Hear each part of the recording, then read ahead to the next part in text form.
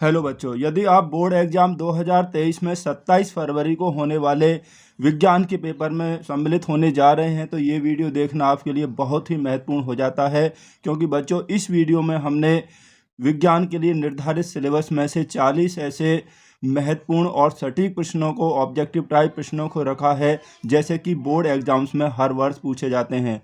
तो शुरू करते हैं आज की ये वीडियो। तो पहला प्रश्न है बच्चों कि क्षारीय विलयन का पीएच मान होता है 0, 7 से कम, 7 से अधिक या 7। तो देखिए, क्षारीय जो विलयन होता है उसका पीएच मान होता है बच्चों वो 7 से अधिक होता है। लेकिन जो अम्लीय विलयन होता है, आपको ध्यान रखना है, उसका मान 7 से कम होता है। क्वेश्चन नंबर 2 है, जल को जीवाणु रहित बनाने के लिए उपयोगी पदार्थ है। इनमें से धावन सोडा, फिटकरी, बेकिंग सोडा या विरंजन चूर्ण कौन सा ऐसा है जो कि जीवाणु रहित बनाने के लिए प्रयोग किया जाता है? तो ऑप्शन नंबर हमारा यहाँ पर डी सही होगा। तो क्वेश्चन नंबर 3 है, शुद्ध जल का पीएच मान कितना है? यानी शुद्ध जल का जो पीएच मान है वो बच्चों 7 होता है। क्वेश्चन नंबर 4 है, खाने की सोडा का रासायनिक सूत्र है। तो खाने की सोडा का जो रासायनिक सूत्र है बच्चों, यहाँ पर ऑप्शन नंबर जो बी है वो सही होगा, NaHCO3। तो नेक्स्ट क्वेश्चन है, नंबर 5 है, पीतल है, उपधातु है, मिश्र धातु है, यौगिक है या इनमें से कोई नहीं? तो बच्चों, जो पीतल होता है वो एक मिश्र धातु होती है। तो क्वेश्चन नंबर 6 है बच्चों, कार्बन की संयोजकता कितनी होती है? तो कार्बन की संयोजकता वो 4 होती है। तो ऑप्शन नंबर सी सही होगा। नंबर 7 है, प्रकाश संश्लेषण की दर अधिकतम होती है। तो वो प्रकाश संश्लेषण की जो अधिकतम दर होती है वो लाल प्रकाश में होती है।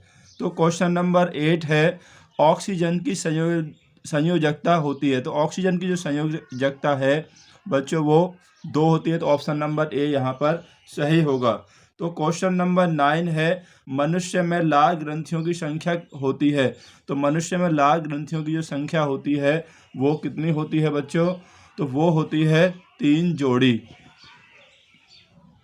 तो क्वेश्चन नंबर 10 हमें दिया हुआ है, फेफड़ों से शुद्ध रक्त आता है। तो फेफड़ों से जो शुद्ध रक्त आता है बच्चों वो आता है बाह्य अलिंद में। क्वेश्चन नंबर 11 है, केवल जल में घुलनशील होता है। देखिए, विटामिन ए, विटामिन डी और विटामिन जो के होते हैं वो वसा में घुलनशील होते हैं। विटामिन बी और सी जो होते हैं वो जल में घुलनशील होते हैं। तो यहाँ पर सी दिया हुआ है। तो ऑप्शन नंबर डी हमारा सही होगा। तो क्वेश्चन नंबर 12 है, यूरिया का निर्माण होता है। तो यूरिया का जो निर्माण होता है वो यकृत में होता है, वक्र में होता है, वृषण में या अग्नाशय में? तो सही ऑप्शन होगा यकृत में। तो क्वेश्चन नंबर 13 है बच्चों। तो 13 है, मेंडल ने अपने आनुवांशिकता के जो प्रयोग थे वो कौन से पौधे पर किए थे? तो वो किए थे बच्चों मटर के पौधे पर। तो क्वेश्चन नंबर 14 देखेंगे, मनुष्य का प्रमुख उत्सर्जी अंग है। तो मनुष्य का जो प्रमुख उत्सर्जी अंग है वो आपका वृक्क होगा। तो क्वेश्चन नंबर नेक्स्ट देखेंगे 15, जीन शब्द का प्रयोग सर्वप्रथम किसने किया था? तो जीन शब्द का जो प्रयोग है वो सर्वप्रथम जॉनसन ने किया था। किसने किया था? जॉनसन ने। तो क्वेश्चन नंबर 16 देखेंगे, समतल दर्पण की फोकस दूरी होती है। तो होती है बच्चों कितनी? अनंत होती है। समतल दर्पण की फोकस दूरी अनंत होती है।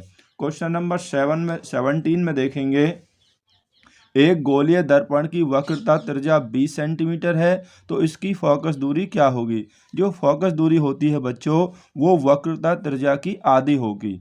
यहाँ 20 है तो वो कितनी हो जाएगी? 10 सेंटीमीटर हो जाएगी। तो क्वेश्चन नंबर 18 यहाँ पर देखेंगे, स्वस्थ नेत्र के लिए स्पष्ट दृष्टि की न्यूनतम दूरी होती है। तो वो होती है 25 सेंटीमीटर। तो ऑप्शन नंबर ए सही होगा। तो क्वेश्चन 19 है बच्चों, अलैंगिक जनन मुकुलन द्वारा होता है। किस में होता है? अमीबा में, यीस्ट में या प्लाज्मोडियम में या लीशमानिया में? तो ये होता है किसमें? यीस्ट में होता है। क्वेश्चन नंबर 20 है, डीएनए पाया जाता है कोशिका द्रव्य में, केंद्रक द्रव्य में, केंद्रिका में या केंद्रक में? तो डीएनए जो होता है वो बच्चों केंद्रक में पाया जाता है। तो ऑप्शन नंबर डी यहाँ पर सही होगा। तो 21 है जैव विकास का सिद्धांत प्रतिपादित करने वाले वैज्ञानिक कौन है? चार्ल्स डार्विन है, ग्रेगर मेंडल हैं, जगदीश चंद्र बोस हैं या हरगोविंद खुराना हैं। तो ये है बच्चों यहाँ पर चार्ल्स डार्विन। तो ऑप्शन नंबर ए यहाँ पर सही होगा।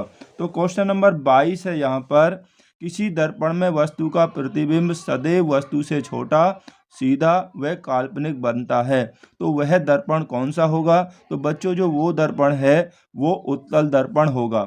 उत्तल दर्पण में सदैव वस्तु का प्रतिबिंब वस्तु से छोटा, सीधा व काल्पनिक बनता है। तो क्वेश्चन नंबर नेक्स्ट है 23, नेत्र लेंस होता है अभिसारी, अपसारी, ए या बी दोनों, या इनमें से कोई नहीं। तो नेत्र लेंस जो होता है बच्चों वो होता है अभिसारी। तो क्वेश्चन नंबर 24 है, दूरदृष्टि दोष से पीड़ित व्यक्ति के चश्मे में प्रयुक्त किया जाता है, तो वो क्या प्रयुक्त किया जाता है? वो होता है उत्तल लेंस। तो ऑप्शन ए सही होगा। क्वेश्चन नंबर 25 है, एक अश्वशक्ति बराबर होती है, तो एक अश्वशक्ति सभी जानते हैं कि वो कितने के बराबर होती है? 746 वाट के बराबर होती है, यानी कि हॉर्स पावर। क्वेश्चन नंबर 26 है, जीवाश्मी ऊर्जा का स्रोत है। जीवाश्मी ऊर्जा का जो स्रोत है बच्चों वो क्या होगा? वो कोयला होगा। क्वेश्चन नंबर 27 है, निम्नलिखित में नवीकरणीय ऊर्जा स्रोत नहीं है। ऊर्जा स्रोत नहीं की बात कर रहा है, तो देखिए वायु, जल और बायोगैस ये आपके कौन से नवीकरणीय ऊर्जा स्रोत हैं। केवल पेट्रोलियम जो है वो नवीकरणीय ऊर्जा स्रोत नहीं है। तो क्वेश्चन 28 है यहाँ पर, जैविक घटकों में आते हैं, तो जैविक घटक में कौन कौन आते हैं बच्चों? वो आते हैं उत्पादक, उपभोक्ता और अपघटक। ऑप्शन नंबर सी, उत्पादक, उपभोक्ता और अपघटक वो आपके जैविक घटकों में आते हैं। ठीक है।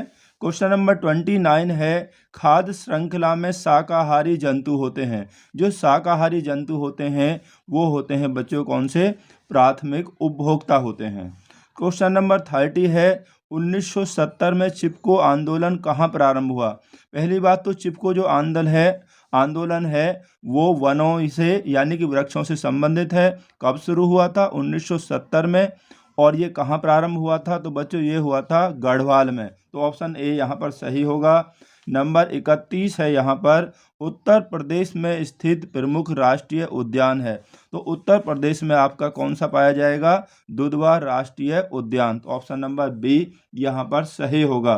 तो क्वेश्चन नंबर 32 देखेंगे, मनुष्य में गुणसूत्रों की संख्या होती है, तो कितनी होती है? वो होती है 46 यानी कि 46। क्वेश्चन नंबर 33 देखेंगे, निम्नलिखित में कौन सी ग्रीन हाउस गैस है? ग्रीन हाउस जो गैस है बच्चों यहाँ पर होगी कार्बन डाइऑक्साइड यानी कि CO2। तो क्वेश्चन नंबर 34 में देखेंगे, प्रयोगशाला में सर्वप्रथम बनने वाले कार्बनिक यौगिक का नाम है, तो वो कौन सा यौगिक है? यूरिया। क्वेश्चन नंबर 35 में देखेंगे, परिवार नियोजन की स्थायी विधि है। परिवार नियोजन की यहाँ पर जो है दिए ऑप्शंस में जो स्थायी विधि होगी बच्चों वो होगी वैसेक्टोमी, यानी ऑप्शन नंबर सी यहाँ पर सही होगा। तो क्वेश्चन नंबर 36 में देखेंगे, origin of species by natural selection पुस्तक के लेखक कौन हैं? तो इस पुस्तक के जो लेखक हैं बच्चों वो हैं डार्विन। क्वेश्चन नंबर 37 है, मानव नेत्र के जिस भाग पर किसी वस्तु का प्रतिबिंब बनता है तो वह कौन सा भाग होता है? वो होता है बच्चों कौन सा? दृष्टिपटल। क्वेश्चन नंबर 38 है, विद्युत चुम्बकीय प्रेरण के नियमों का प्रतिपादन किया था, किसने किया था? वो किया था फैराडे ने। तो क्वेश्चन नंबर 39 में देखेंगे, निम्न में कौन आहार श्रृंखला का निर्माण करते हैं? तो यहाँ पर जो आहार श्रृंखला का जो निर्माण करते हैं वो करते हैं ऑप्शन नंबर बी में घास, बकरी तथा मानव। ठीक है। तो क्वेश्चन नंबर 40 देखेंगे जो इस वीडियो का लास्ट प्रश्न है, और इस प्रश्न का आंसर आप सभी को मुझे कमेंट करना है कि कौन सा आंसर सही होगा। प्रश्न है, एक पुष्प के स्त्री केसर के मध्य भाग को क्या कहते हैं? वर्तिकाग्र, वर्तिका, अंडाशय या बीजांड। इनमें से जो ऑप्शन सही है आप मुझे ऑप्शन को कमेंट करके बताएंगे। तो वीडियो देखने के लिए बहुत बहुत धन्यवाद। मिलते हैं आपसे जल्दी ही अगली वीडियो में। Thanks for watching this video.